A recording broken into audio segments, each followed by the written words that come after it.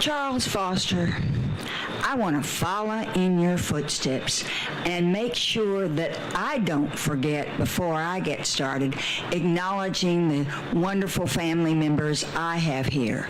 Of course, the one who came first and who I idolized from the time I was a little girl, my sister, Linda Johnson Robb.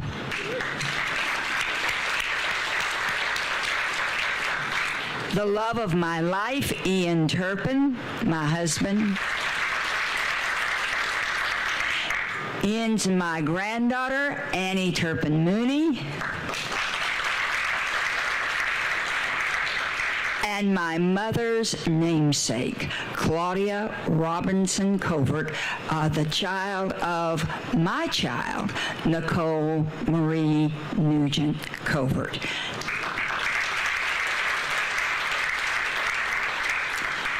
Thank you, Mayor Turner, Mr. Foster, and all who have given their time, talent, and treasure to make this dedication possible in the life of the Lyndon Baines Johnson Memorial Park.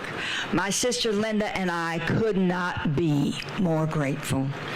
Mayor Turner, Mayor Wonderful, our father would have been deeply gratified by your part in this great day. However, he would have been proudest of your leadership in this great city he loved.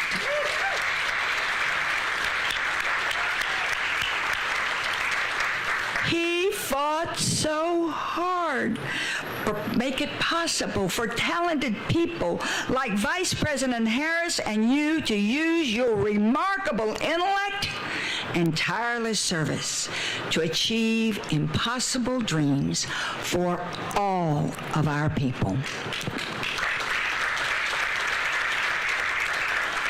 Vice President Harris's achievements for our nation and your achievements for this city he loved would have been his dream come true.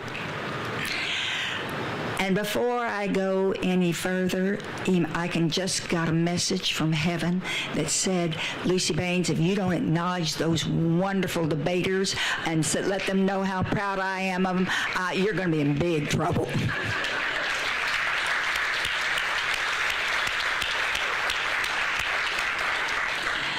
There are so many noble causes knocking on the doors of Houstonians. So when Charles Foster asked our family to support a memorial to our father here, we understood this thoughtful idea might never materialize. I thought this because I hadn't yet come to know Charles Foster. Charles, like Lyndon Johnson, is a force of nature when it comes to a cause that he believes in. He has brought together leadership without equal for this project, and he's made it happen with his wonderful co-chair, Mr. Jones. In our family, we have come to use Charles Foster's name as a verb. When you have been fostered, it is easier to just do what he's asking you to do than it is to find an acceptable excuse why you can't. After all, his asks are never for himself. They're always for a cause bigger than any single individual. They are for the community good, and good is what Charles Foster is all about. We're so proud of Charles's outstanding fundraising committee and every donor, big and small. The revered architectural firm Gensler and its talented architects for this project, C.K. Pang and Laura Steinberg, and to our contractors, W.S. Construction Corporation, represented, as Charles has already indicated, by its president, Jack Bellows, and Vice President Tim Taylor. We thank you all from the bottom of our hearts.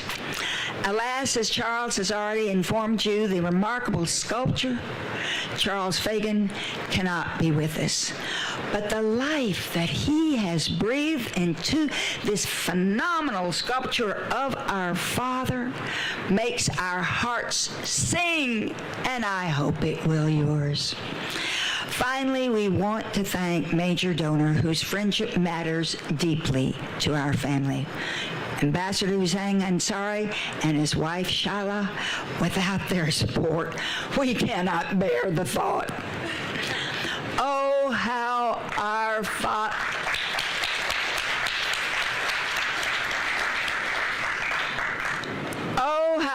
Father loved this city. Houston gave him his first job after college at Sam Houston High School, but more importantly, it provided him opportunities and friendships he cherished all the days of his life. And Houstonians helped him every single step of the way. Lyndon Johnson's Great Society was all about helping people of all walks of life, regardless of their color, creed, ethnicity, or income, to have the chance to fully participate in this country. His fight for social justice was all so very, very personal. My father signed the 1964 Civil Rights Act on my 17th birthday, eradicating legalized apartheid in our country. No one has ever gotten a better birthday present than that. And 56 years old, here 56 years ago, this very day, I was there when our father signed the Voting Rights Act into law, making it possible to vote regardless of the color of their skin, regardless of their ethnicities, and regardless of their incomes. This law made it possible for our people, all of our people, to have a voice against inequities in our country and a chance to fully flourish in our society. And flourish Houstonians have done. I look out and see your Congresswoman, Sheila Jackson Lee, and my good friend, Congressman Green, and I think to myself, wow, how blessed we have been. And I couldn't be more grateful. I was there in the shadow of the Statue of Liberty in 1965 when the last Comprehensive Immigration Act was signed, opening our borders to people around the globe coming to our shores seeking liberty and justice. It is so fitting in this major American port for Houston's renowned immigration attorney to champion a statue for a man who believed our immigrants from every corner of the globe made us all a better nation.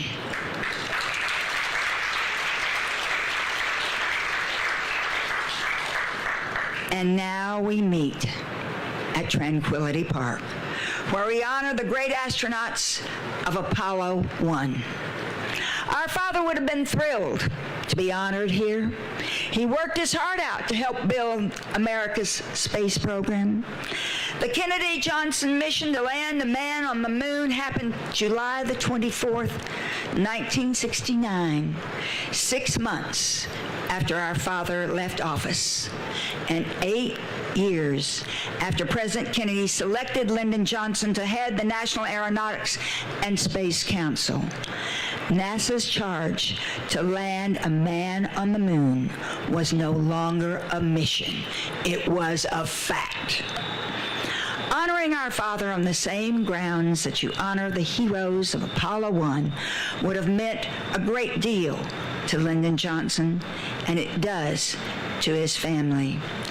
Our hope is that this expression of Houston's love will inspire future generations of Houstonians to dream great dreams of service and make them all come true. On his birthday, August 27th, 1964, at the Democratic National Convention, Lyndon Johnson said, "The contest is the same we have faced at every turning point in our history. It is not between liberals and conservative. It is not between party and party or platform and platform. It is between courage and timidity." And I want to tell you, ladies and gentlemen, I have never seen such courage as all the great civil rights leaders who have been marching for the last months to try to do what we can to restore restore the guts of the 1965 Voting Rights Act, and I'd like you all to stand.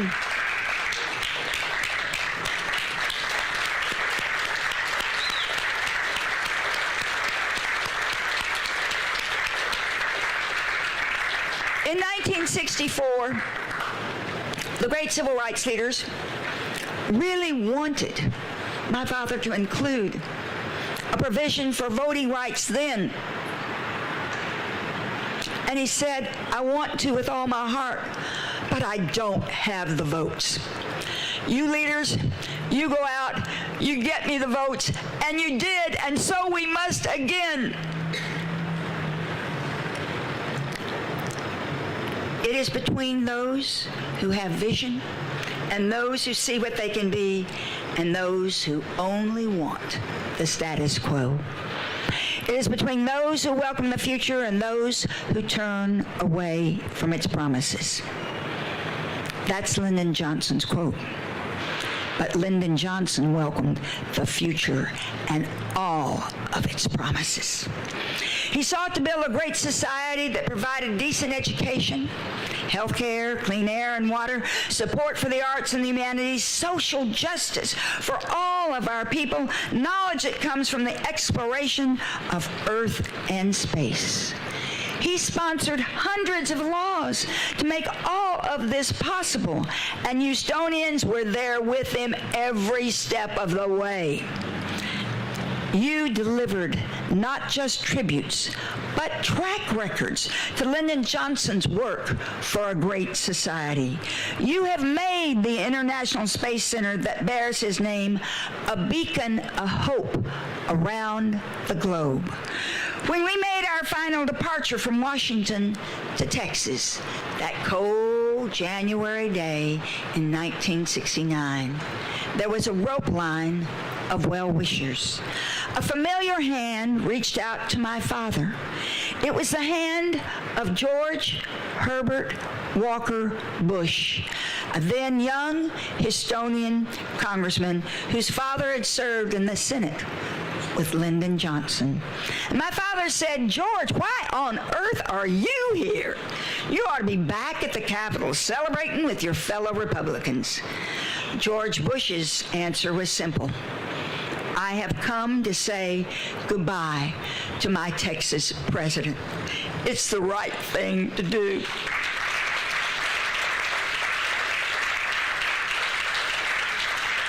There were tears in my father's eyes and in mine. This young congressman could have been back in the rotunda celebrating a great victory. Instead, he stood by us. Years later, the Lyndon Baines Johnson Foundation was blessed to stand by that former young congressman and did the right thing. Rodney Ellis, member of our foundation, is also here, and I want to acknowledge Rodney, how grateful my family is for that support. We presented the Liberty and Justice for All Award to President George Herbert Walker Bush for his lifetime of selfless public service to our nation. It is our highest award for a public servant, and no one deserved it more. It was simply the right thing to do. Doing the right thing is what Houstonians have done in times of trial and times of triumph for countless families, including ours. That's why being here for this dedication service means so very much to generations of our family. My hope is when people seek comfort from the tarmacs of life, they will come to this park and gaze upon a statue of Lyndon Johnson and recall how much our father cared and how hard he tried for Houston and for all of us. Thank you from the bottom of my heart.